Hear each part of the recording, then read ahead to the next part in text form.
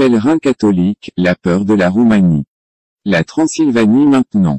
La légende raconte que lorsque des troupes turques et tatares ont pénétré par effraction en Transylvanie en 1661, l'une des nombreuses incursions de ce type, une unité tatare a effectué une descente dans l'église franciscaine du petit village de Seesixonliho. Leur commandant, ayant reconnu la valeur d'une statue de dévotion de la Vierge Marie, ordonna à ses troupes de l'emmener avec eux. Mais la statue a résisté. Elle est devenue si lourde que 8 couples de bœufs ne pouvaient même pas la bouger. L'officier a ensuite dégainé son épée et a frappé la statue à plusieurs reprises avec une rage aveugle. On dit que les blessures sont toujours visibles. Le gouvernement de la Roumanie moderne semble afficher la même crainte irrationnelle. Au moins, nous ne pouvons penser à aucune explication rationnelle de leur blocage de l'inscription du pèlerinage de Seesixonliho dans la liste du patrimoine mondial immatériel de l'UNESCO en 2016. Le pèlerinage de Seesixonliho à la Pentecôte est le plus grand événement religieux et rituel de catholiques du bassin des Carpates, attesté dans la région entourant la colonie monastique franciscaine de Somlayo depuis 1442. À la fois par des documents ecclésiastiques et par la tradition orale. L'élément central du pèlerinage est la vénération de la Vierge Marie. Des centaines de milliers de participants expriment leur gratitude avec des dons et des plaques commémoratives, montrant leur dévotion à travers des prières et des pratiques folkloriques religieuses. Les pèlerins viennent de Transylvanie et de Moldavie, de zones rurales et urbaines de Roumanie, de Hongrie, de Slovaquie, d'Allemagne, du Brésil et d'Australie, pour n'en nommer que quelques-uns. En 2011, le ministre roumain de la Culture, Unor Kelmen, et son équipe ont lancé la procédure d'inscription du pèlerinage sur la liste représentative du patrimoine culturel immatériel de l'humanité.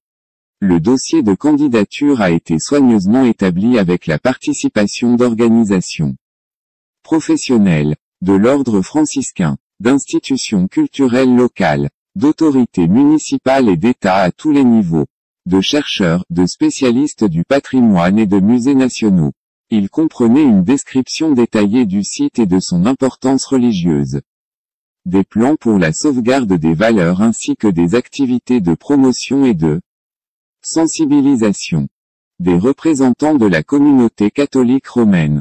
Des autorités administratives locales. Des institutions culturelles. Des organisations non gouvernementales et des associations professionnelles ont donné leur accord pour désigner le pèlerinage de Seesixonliho sur la liste représentative du patrimoine culturel immatériel.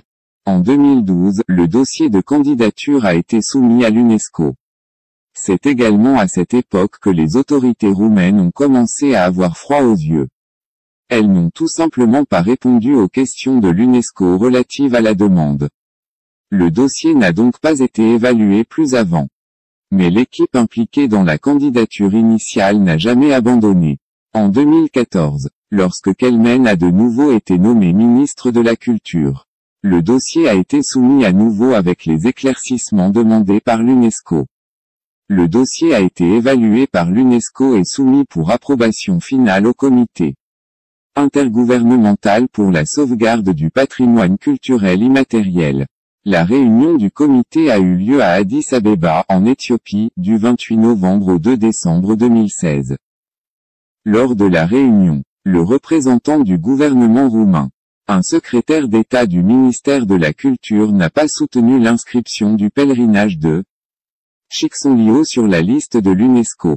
Lorsqu'on lui a demandé de faire une simple clarification verbale, il a refusé de le faire, mais a ensuite donné des réponses exhaustives au cours du débat sur un autre dossier soumis par la Roumanie. En réalité, il a demandé à l'UNESCO de renvoyer le dossier Seesixonliho en Roumanie.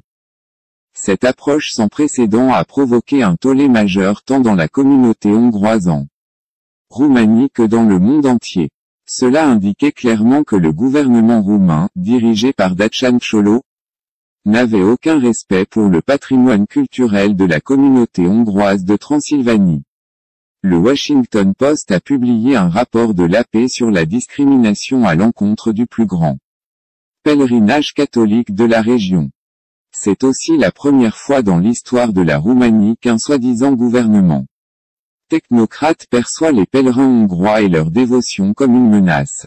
Malgré tout, des centaines de milliers de pèlerins se rendent chaque année à CSXonlio pour prier pour l'âme de chacun.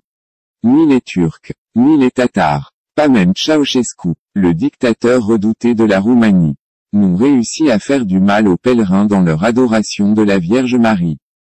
Les gouvernements peuvent donc aller et venir. Mais la Sainte Mère de CSXonlio restera toujours là et brillera de paix et de sagesse sur toutes.